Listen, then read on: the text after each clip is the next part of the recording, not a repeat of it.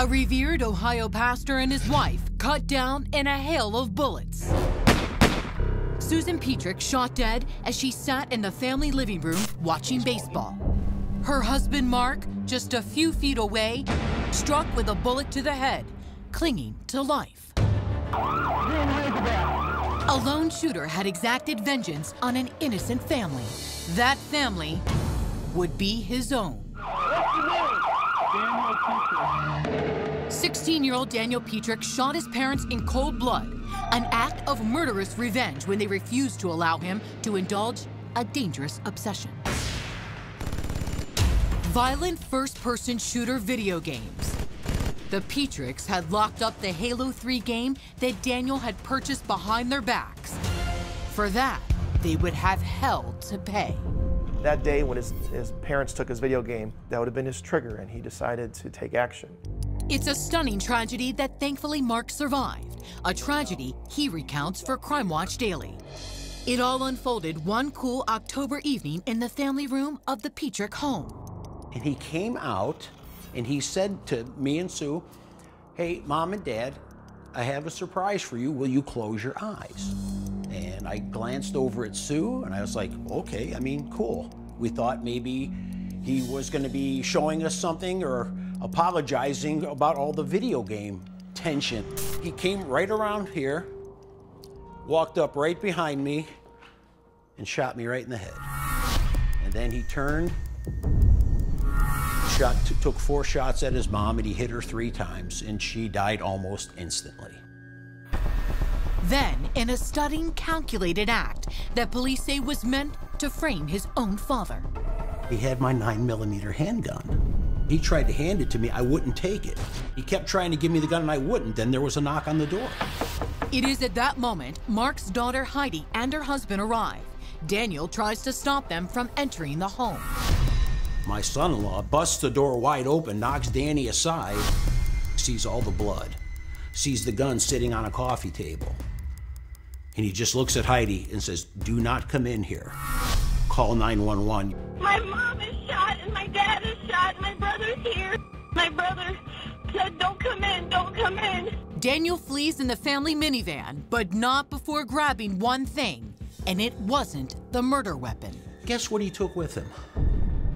The game. And guess where he was going? To his friend's house to play Halo 3.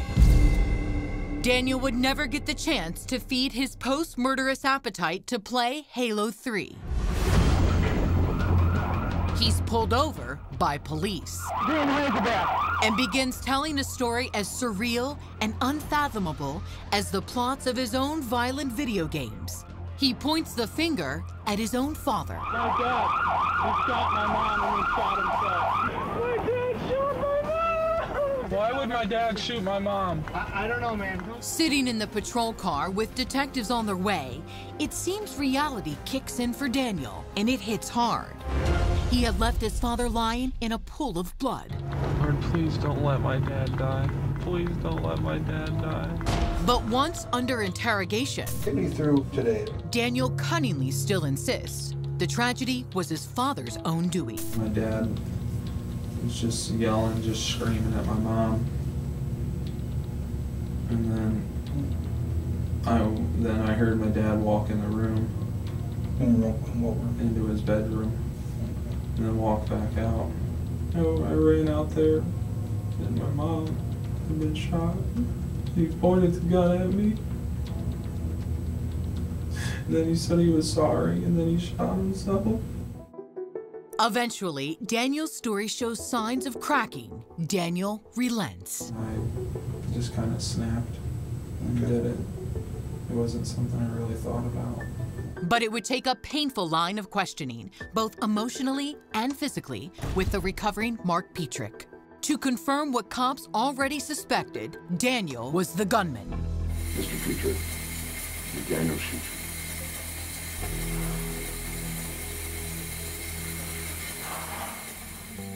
I'm laying there in bed. Just, why did he do this? Why, over a video game? Over a video game?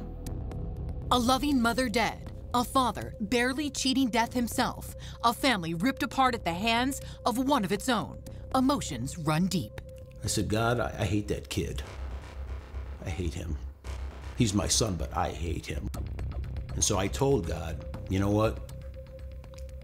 The next time I see him, I'm gonna kill him. The hateful burn was understandable, but Mark is a loving father. Hate couldn't last long. I know, without any doubt, he has severe regret, remorse, and guilt. With his son on trial, Mark did the only thing he could expect of himself: forgive. When I began to pray for Danny, who I considered my enemy, when I began to pray for my enemy, the love came through, and that's when the forgiveness came through. Daniel was found guilty. His father begged for mercy for his son. I love you, Danny. I can't count the number of times that he said, Dad, I miss Mom. Prosecutors argued Daniel must pay for a crime they believe he committed with premeditation and malice. Daniel knows how to manipulate. He opened fire in a very methodical manner. Daniel was sentenced to 23 years to life. But even the judge pondered the effects of video games and their impact on young, obsessive users who may no longer distinguish between reality and make-believe. You can shoot these aliens, and they're there again the next day. You have to shoot them again. And I firmly believe that Daniel Petric had no idea at the time he hatched this plot that if he killed his parents, they would be dead forever. The question: can the tragedy of Daniel's video game obsession help save a life going forward? Teen homicide expert Phil Chalmers has a warning for parents. Your kids may not kill, but you're going to definitely see a change in their behavior.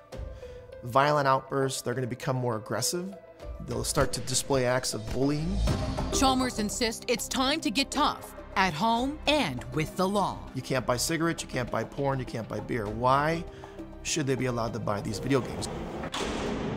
Daniel, behind bars, is working on an appeal. Mark is no longer a pastor, and he never forgets Susan.